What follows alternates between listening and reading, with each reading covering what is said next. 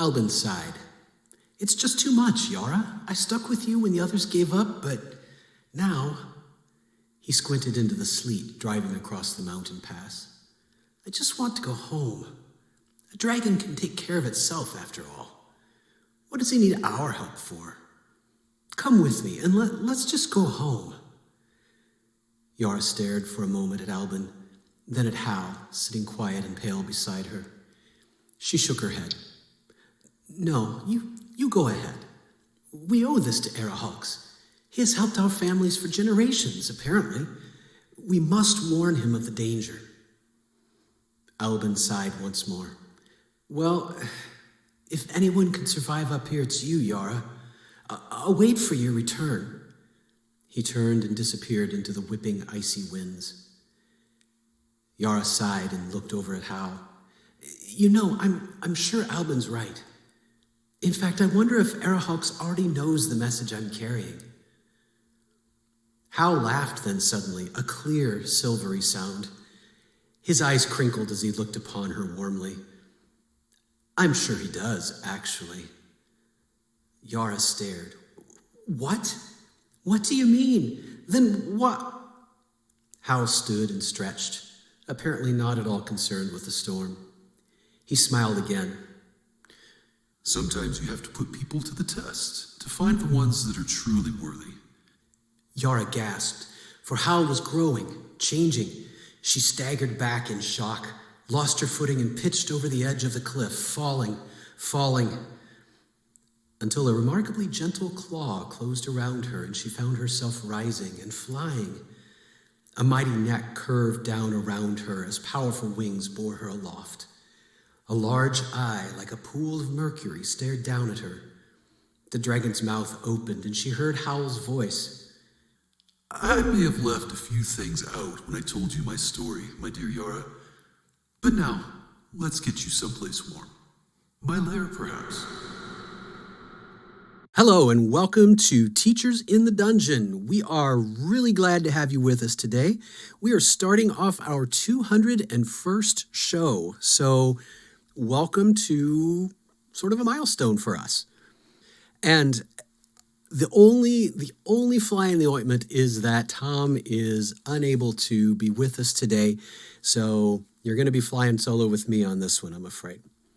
We have our big, or I say we, I do help, but this is really Tom's labor of love, that the Steam into Star Wars mini-con that our high school hosts is coming up soon, folks. It is a week from the time that I am recording this, and only about 4 days away probably from when you're listening, if you listen the minute this episode drops, which of course you all do. So Tom is very busy, very stressed, as he always is, because he is a perfectionist, and there's a lot of moving parts to this, but we're very excited to see what's going to happen with this con this year. We've got, again, Tom always has a way of sort of taking whatever it is he does, and the next time he does it, tries to do it better, finds ways to improve, make additions, that sort of thing. And this time around, we've got the guys from Gamers for Good coming in to offer games for people to play, run a few demos, help out in that way. So that's pretty exciting. We actually, as I sit and record this is the second podcast I have recorded today. They are starting their own Tabletop Gamers for Good podcast to highlight some of the work that they do to bring little mini gaming conventions to life here in Central Illinois. And they use the proceeds and they donate it to local charities in need, which is also pretty cool. So we sat down and talked with them today. That was pretty exciting. And now I'm sitting down talking to you. So as you can probably guess, today's topic is the mighty silver dragon. This is the first in our series this year of looking at famous dragons and famous dungeons, among other things that we're going to be addressing. So anyway, I kind of thought January, at least here in Illinois, icy, snowy, white, silvery. I just thought silver dragon kind of fit that. So that's the direction we're going. So Today, Silver Dragons. We'll take a look at the lore to begin with, which is quite extensive, and discuss a few famous examples, then consider their uses in a campaign, including ways to roleplay these gigantic, powerful, benevolent creatures. So, let's dive in. Really, if you're going to talk about dragons, you got to start with Fizban. He's kind of the source of all lore, ultimately, within the D&D world. Fizban says, silver dragons are simply the best of the best. When you look at the lore in whole, they appear to be kinder than gold dragons, more thoughtful than the bronzes. Silver dragons are just genuinely good-hearted creatures who are fascinated by humans and other humanoid creatures. They're less driven by high-minded principles than a gold dragon. Silvers just want to take on human form, blend in, learn everything they can about us puny bipeds. They may not set out to fight evil, but if they come across it, and especially if it threatens the ones they care for, they will fight to the end to defeat it. If the evil creature appears open to reason, a silver will even work to convince it to change its ways rather than simply destroy it. That's how good-hearted they are. However, if fighting is necessary, a silver is absolutely fearless, willing to fight to the death to protect those it cares about. They're obviously highly intelligent and will use whatever tactics will be effective and protect their companions. And we'll get back to that in a little bit when we talk about role-playing or actually running a silver in a campaign. Turning to sociological issues, silver dragons do live in clans. But there's no real hierarchy to their societies, particularly because so many of them choose to spend so much of their time among humanoid species. Some silvers even marry and have children with humans, giving rise to a strain of dragon-touched sorcerers. So I know that sorcerers can derive their powers from a number of sources. I thought that was kind of interesting that one of the options could actually come from the literal bloodline of a dragon, if a dragon chose to have children in its human form. So within the D&D world, I thought that was kind of an interesting little concept to throw in there. Although a silver dragon does enjoy remaining in humanoid form more than the other dragons, he or she still needs to depart to take care of dragon business from time to time. And this can often take longer than expected.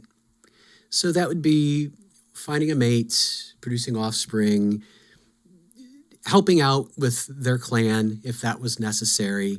And again, dragons are not technically immortal, but their years stretch for so long that they might as well be. So they don't have the same view of time that humans or dwarves or folk of that nature have. Even elves would not see things the same way that silver dragons do. So they can lose track of time. They can leave a community only to return much later and find many things have changed. So, for example, a silver could return to a favored location only to find that an entire generation has passed away, and there's a whole new set of fascinating humans to learn about. Now, obviously, there can be some sorrow here too, for a silver must experience the loss of dear friends over and over again over the course of its long life. I think that really does open a pretty interesting window into the potential psychology of a silver dragon that you have in your campaign if you chose to use one. Lots of different ways I think you could play it. To have to deal with losing friends, to see them get old, or not to see them, to go away for what you think is just a bit of time and come back and find that your companions have aged to the point where they're maybe no longer recognizable or no longer living. How would you deal with that? Does a silver dragon simply just accept that philosophically as the price to pay for getting to know humans? Is there a slow building regret or sorrow that comes from seeing this happen again and again? I think there's a couple different ways you could play that would be pretty interesting for a dragon character. One other bit of lore that I found was interesting. It is not represented in the monster manual, as far as I can tell. And that is, in some lore, silver dragons can develop significant magical capabilities, including the compilation even of a spell book. So the spells they learn do tend, from what I read, to be connected with the atmosphere in some way. So lots of wind and air spells. There was one spell that was mentioned in one combat as anti-gravity. Now, again, those of you who are full-on D&D experts are far beyond me. I am not familiar with that particular spell. I don't know if that's something that came from earlier editions, and that's what I was reading in the source that I found, or if that's just something that's been homebrewed. But regardless, I do know in other contexts, dragons can have magical abilities or spell casting abilities, even beyond the fact that they themselves are magical, of course. So I thought that was interesting that I found that little tidbit about the silvers and how the type of spell that they would be most likely to try to master. Now, building on that lore and also looking back into the depths of D&D history, there are several silver dragons that have made names for themselves in the D&D multiverse. So first up is Falx. He is the grandson of the god of the dragons, Bahamut. And again, forgive me if I have mispronounced that. I'm not quite sure which syllable the accent should go on, Bahamut or Bahamut. So if anybody knows, please let me know. Anyway, Falx. That's a little easier to pronounce, only one syllable. He lives across the Solnor Ocean from, this was another one. I was going to have Tom here to help me. Fleneus. This is a region in Greyhawk. So this goes all the way back to some of the earliest Dungeons and Dragons. Anyway, Falx himself has two wives, Big Alice and Silatelamut. So I kind of enjoyed the contrast there in the names. That's sort of interesting to me. He figures in the early adventure To the Aid of Falx. This goes all the way back to 1982 in Advanced Dungeons and Dragons. To be honest, the reviews of this adventure itself are pretty mixed. What I found online was it was not a high point for the writing in Advanced Dungeons and Dragons. But we got a silver dragon out of it, so it can't be all bad. Another famous dragon, this one is sort of interesting, Dargent of Kryn. And this is D''Argent. So this actually is a French-inflected word. So if you're going to pronounce it like they would, it'd be d'argent. And it's a fitting name. Those of you who know French, or at least familiar, argent, means silver in French. So of silver is literally what the name means in French in our world. So again, pretty appropriate name for a silver dragon. This individual is also often disguised as a fighter or a healer, though, and goes by the name of Silvara.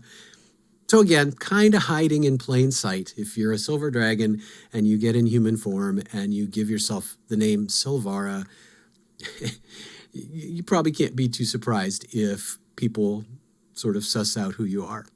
So Dargent fell in love with a human. That's all I've got about that individual. But again, not super surprising.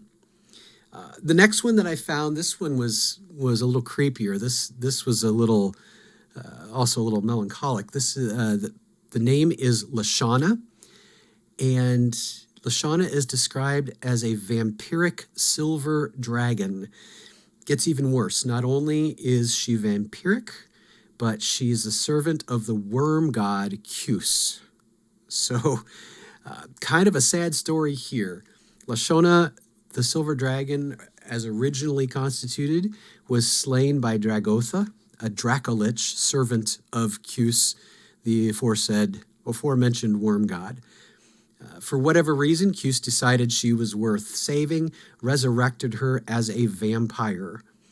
So within the lore of that particular time period of D&D, This silver dragon helped create the cult of the Ebon Triad, which I think is a pretty cool sounding name. So, kind of a, like I said, tragic story, though. Silver dragons are sort of the epitome of all that's good in the world, and to be killed and then sort of resurrected in such a horrific way, that's probably a pretty, as I said, tragic and pretty interesting story.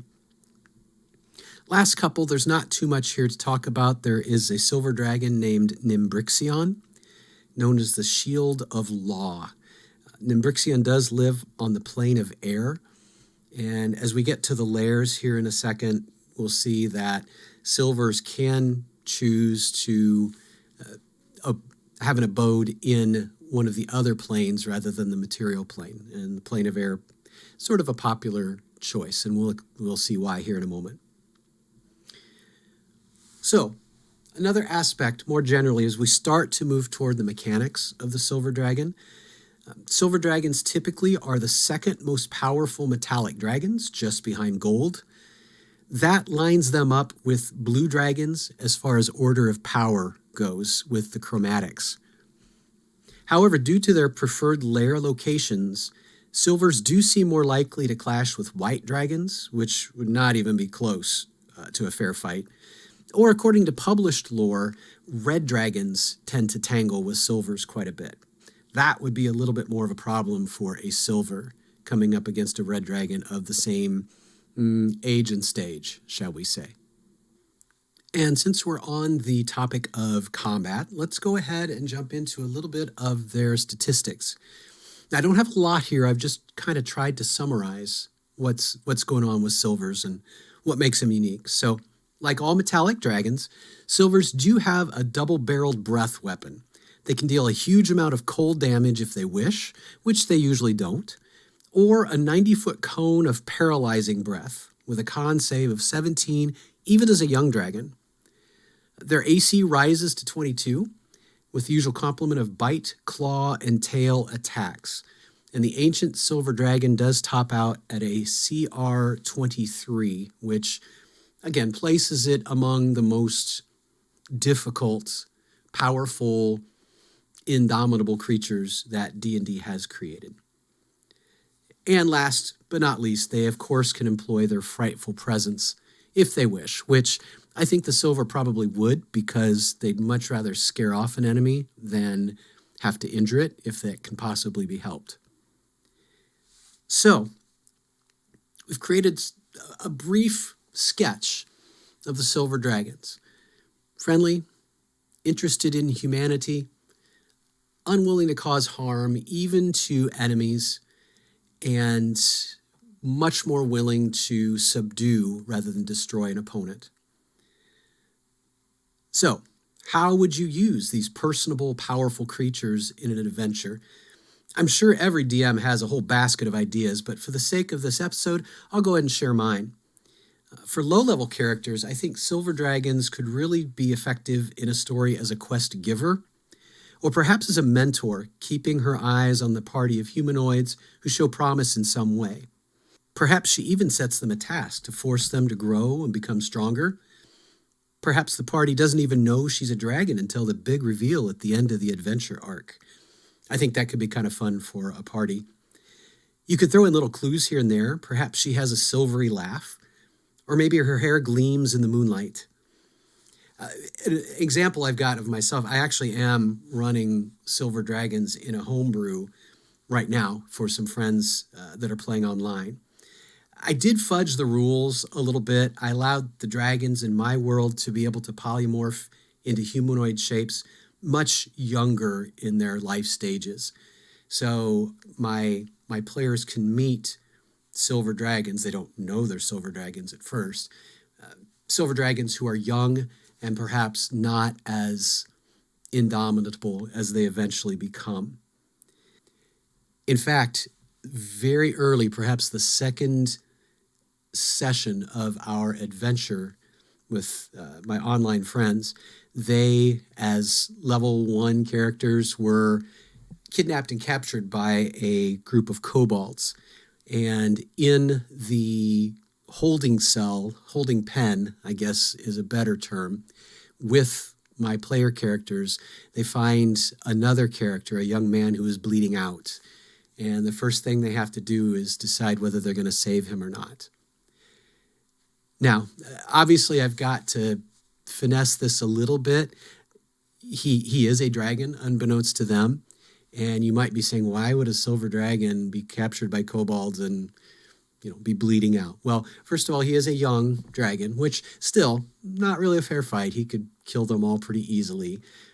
But in this particular setting, they are on an island that it's a holy island, but there's been some bad history, and technically silver dragons are not supposed to be setting foot on this island. So he's kind of there illegally, so he can't really morph back into his dragon form without getting into trouble. So they have to decide whether they're going to save him or not. And again, to them, he's just this kind of foppish nobleman who got himself in over his head and captured by a bunch of kobolds. So they do decide to save him, but they eventually do, again, not knowing his identity. They're kind of frustrated with him because he doesn't give them a lot of straightforward answers.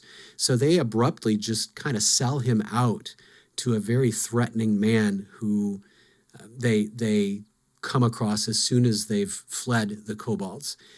And again, this ends up being a somewhat bad decision because that individual is also a dragon, is polymorphed into human form, but that one is a green dragon who is older and much more powerful. So they start the adventure by basically throwing a silver dragon into the clutches of a green dragon. So they're still kind of digging their way out of that. So, oops. For characters who are a little higher, if you're starting an adventure with characters level 5 to 9, I do think the same tropes would generally work, still be effective. I think you could possibly add a role for a silver dragon as a source of knowledge and help that they're maybe a little more aware of. The dragon might be able to put a finger on the scale a little bit more to help the players from time to time. I think that's really the main drawback with low-level characters, is a silver dragon's going to be on their side unless they're an evil party. But if you're a level 4 or level 7 character for that matter, an adult silver dragon jumping into every combat you have kind of takes away any of the risk factor because he's just going to blow everybody away. So I think that's why you kind of have to use them as mentors. Maybe they've got a lot of other things on their plate and don't always have time to help the party. Maybe they're judging the party to see if they're worthy of more help. Those sorts of things might make it a little more realistic to explain how that dragon is involved with them. Once you get to higher level characters, silver dragons, especially if they're young, can now start to function as allies or even as figures in need of rescue. If you got a group, a whole party of adventurers who's level 10 through 12, a young silver dragon, I could see someone like that being kidnapped and needing their help. I think that could be kind of effective. Again, I do think it would be a little tricky to use a silver dragon as an opponent, unless, as I said, the party is actually evil or at least highly chaotic. I do think that one way you could set up conflict with a silver, if you wanted to do that, is to create different paths to help in a certain situation, with a silver dragon very much opposed to the solution proposed by the party.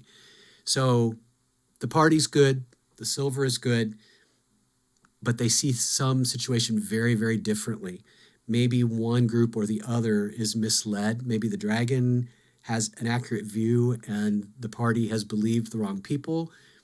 Maybe it's the silver dragon that's believed the wrong people. That's less likely, but it's still plausible.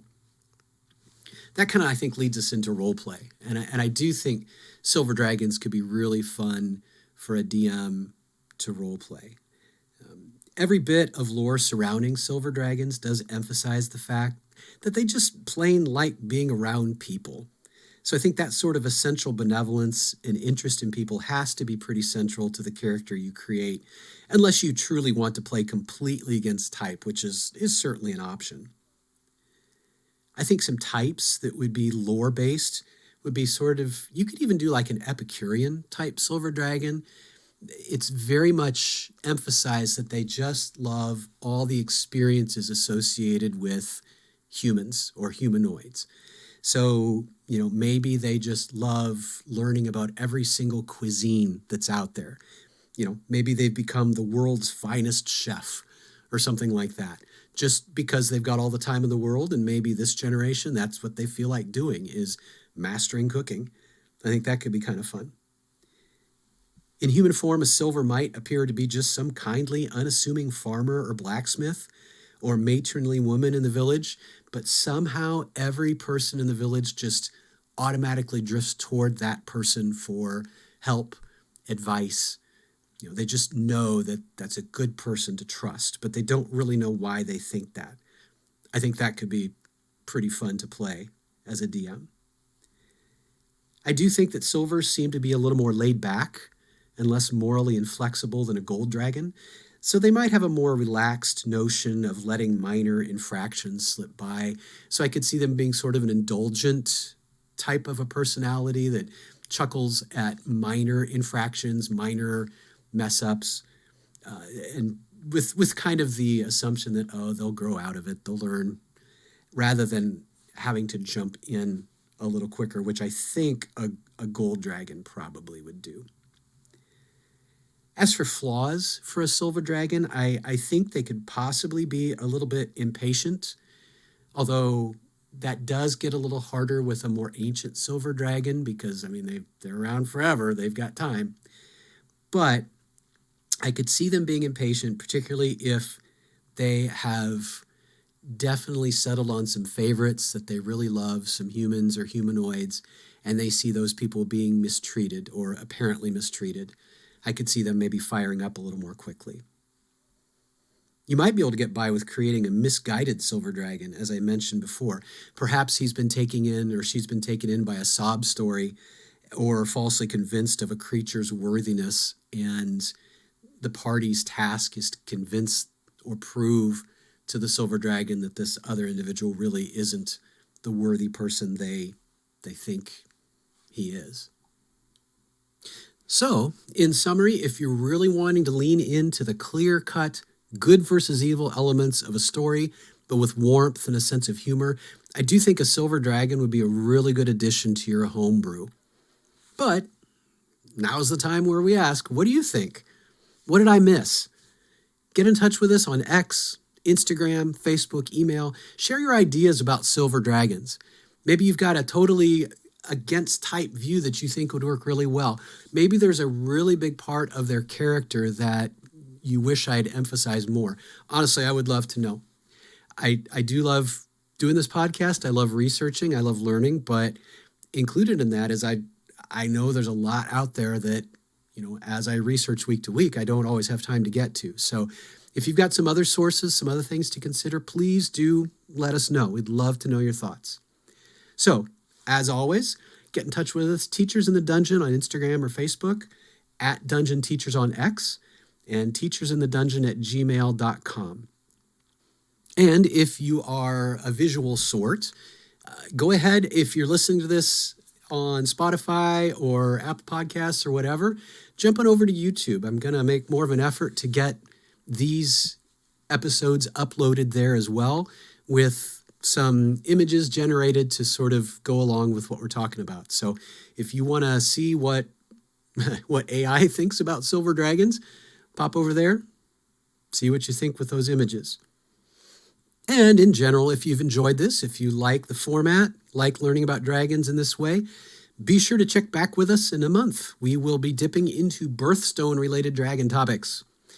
If you were born in February, you probably already know what next topic's going to be then. But for the rest of you, I'll make you wait and see. Until then, on behalf of Tom, keep rolling those 20s.